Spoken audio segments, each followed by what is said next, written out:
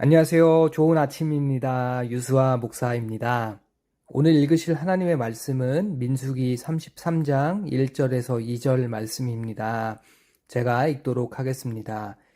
모세와 아론의 인도로 대오를 갖추어 애굽을 떠난 이스라엘 자손들의 노정은 이러하니라.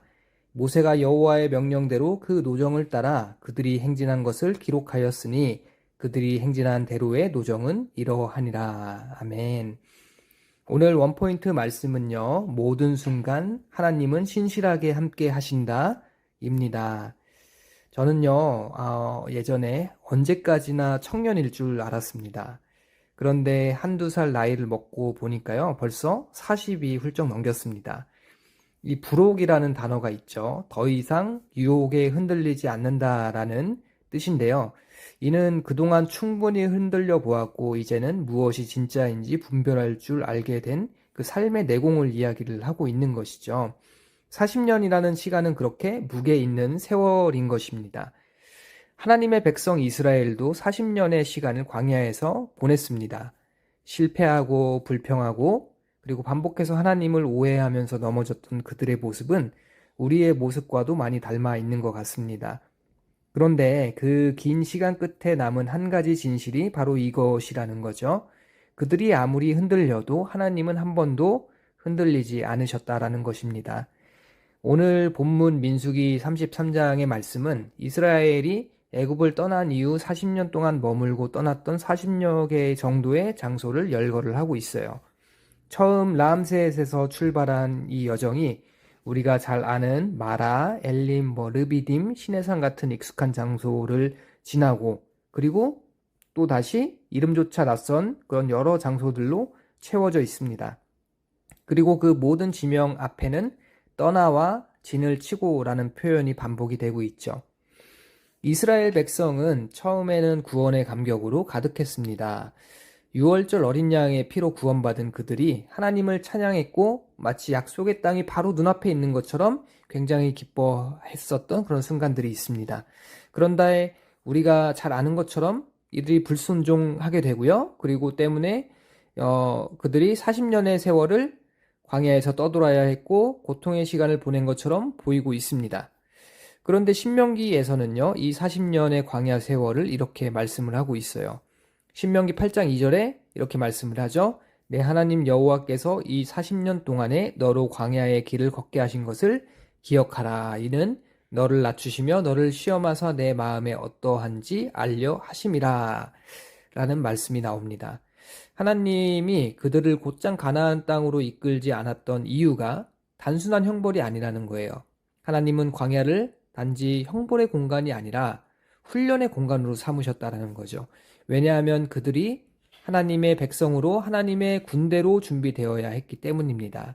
그들이 약속의 땅에 들어가 하나님의 뜻대로 살아갈 수 있도록 하나님은 그들의 걸음 하나하나를 기억하시고 그 모든 머문과 떠남의 순간들을 사용을 하셨다라는 거예요. 때문에요, 이 머문과 떠남의 반복, 그들의 노정은 단순한 이동 경로가 아닌 거죠. 이는 하나님께서 이끄셨고 그들이 순종으로 응답했다는 기록이라는 것입니다. 다시 말해서 하나님은 그들을 광야의 어느 곳이든 한 번도 놓치시지 아니하시고 인도하셨다라는 것을 증거하는 것이 이 노정이라는 거죠.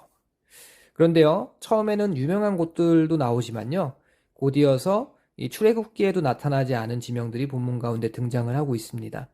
익숙하지 않은 장소, 별 볼 일 없어 보이는 장소, 기억할 만한 그런 기적들이 없는 그 지역들이 등장을 하고 있어요. 그럼에도 불구하고 하나님께서는 그 모든 순간조차 기록을 하신다라는 거죠.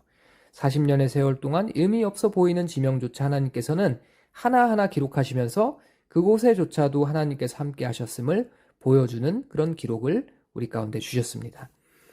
우리도 마찬가지라는 거죠. 처음 구원의 감격, 하나님의 일하심은 분명했지만 시간이 지나면서 구원이 익숙해지고 삶에는 이전에 경험하지 못했던 그런 막막한 현실들이 다가옵니다. 그런 알 수 없는 지경들, 의미 없어 보이는 하루하루, 이 반복되는 일상 가운데 마치 아무 일도 일어나지 않는 것처럼 보이고 있어요.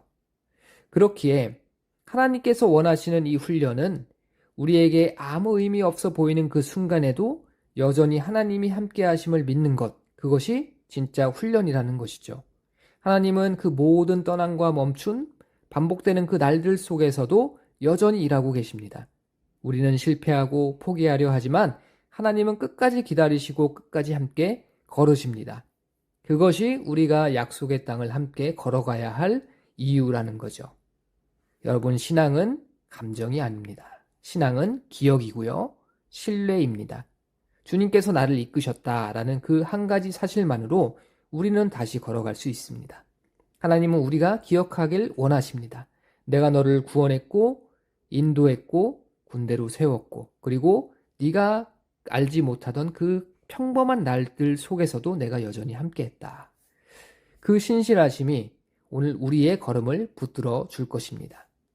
그러므로 여러분 끝까지 걸어가시길 바랍니다. 이 40년 부록 성경은 이스라엘의 경험을 그대로 기록함으로 우리에게 흔들리지 않는 길을 보여주고 있어요. 비록 우리의 인생이 흔들릴지라도 하나님의 손은 단 한 번도 흔들리지 않았음을 믿고 걸어가시길 바랍니다. 광야는 아직 끝나지 않았어요. 그러나 하나님의 인도는 이미 시작이 되었고요.